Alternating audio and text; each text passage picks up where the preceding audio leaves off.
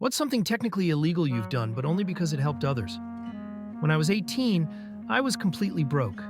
So broke that I couldn't afford even the cheapest things any regular teenager could. In fact, kids much younger than me could probably feed me at that point. Fresh out of high school, desperate, and with nothing but time on my hands, the only thing on my mind was how to make money. At first, I considered learning a skill, something I could eventually use to earn. But that idea quickly faded. I needed money fast as possible. One day, my mom sent me to a supermarket not too far from home to pick up some groceries. After grabbing everything on the list, I headed to the checkout. That's when I noticed something unusual. One of the checkout stations that was always busy was completely empty. I had never seen it like that before. Curious, I went to another cashier to pay and asked him why that particular register wasn't in use. He was friendly and explained that they were short-staffed and no one was available to take that position. My mind immediately went into overdrive. I was broke, desperate, and looking for any opportunity to make money. So I asked him if they were hiring. He nodded and told me they were actually looking for a new cashier. When I asked what I needed to apply, he simply said, "Just a resume and good communication skills." The moment I got home, I handed my mom the groceries and got straight to work. I had never written a resume before, so I went online, found examples, and basically stuffed mine with whatever looked good. I wanted to make it as appealing as possible. The next day I got dressed, made sure I looked presentable, and walked over to the supermarket. It was within trekking distance from home. When I arrived, I found the same cashier, and he directed me to the office where I would be applying. The office was plain and quiet. I told the manager I was there to apply for the cashier position and handed him my resume. He barely looked at it for a minute before setting it aside. I won't lie, I was a bit disappointed. I had put in so much effort, and he didn't even bother going through it properly. But the interview went on. He asked me some situational questions, which I answered to the best of my knowledge. Then he threw in some math-related questions and calculations. Thankfully, I was one of the best math students back in school, so I answered them perfectly. After a few more questions, he told me the interview was over and that he would get back to me. As I left the office, my mind raced with anticipation. Would they call me back? Would it take 1 or 2 weeks?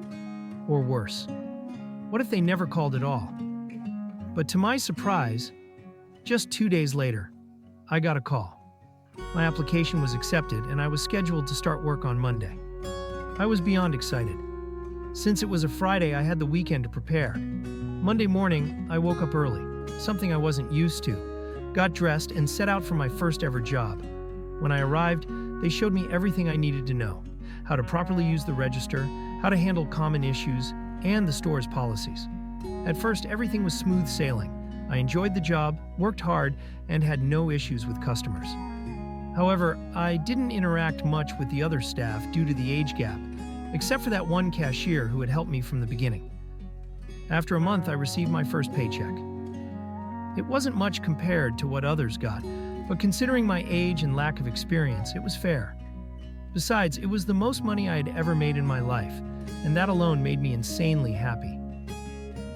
One evening after my shift ended, I was chatting with Zach, the cashier who had helped me when I first applied. Out of curiosity, I asked him what happened to products and food that didn't sell.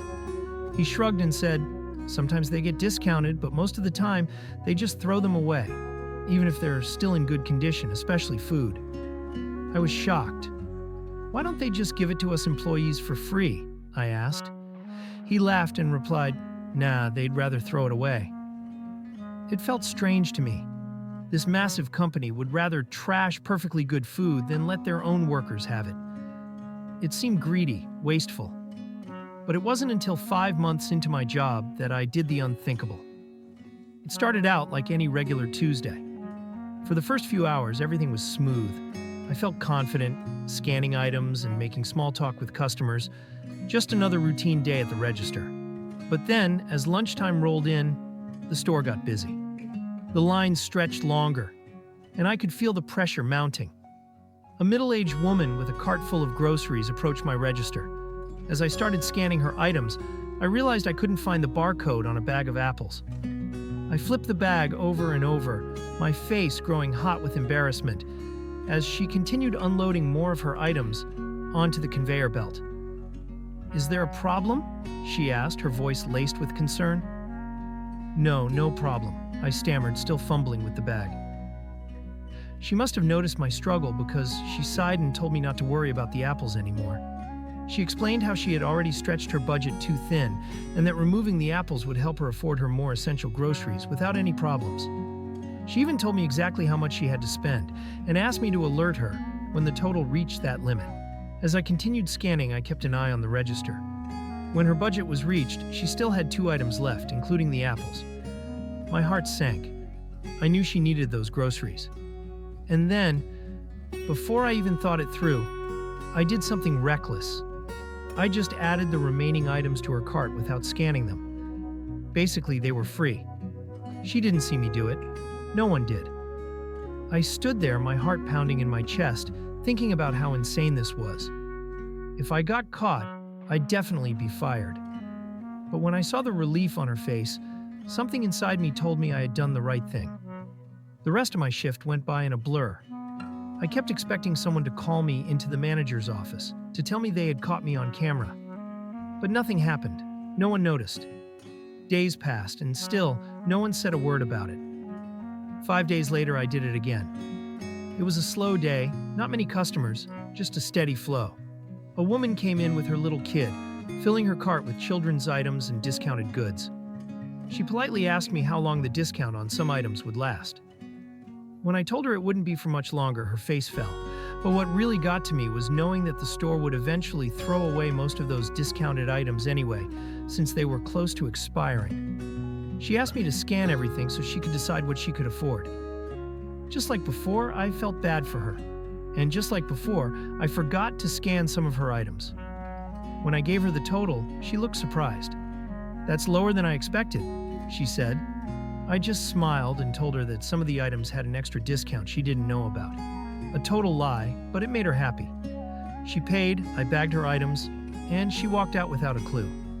That night, I started thinking of myself as a low-budget Robin Hood. I told myself I'd only do it once in a while, only for people who really needed it.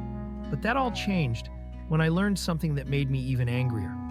We had a deli section in the store, and I had never really bought any of the prepared meals before. But one night I was exhausted, and no one was home to cook, so I decided to grab something from the deli. As I stood there with my meal, my coworker Zach walked up. "You actually eat that stuff?" he asked, raising an eyebrow. "Yeah, why?" I asked, taking a sip of my drink. He shook his head.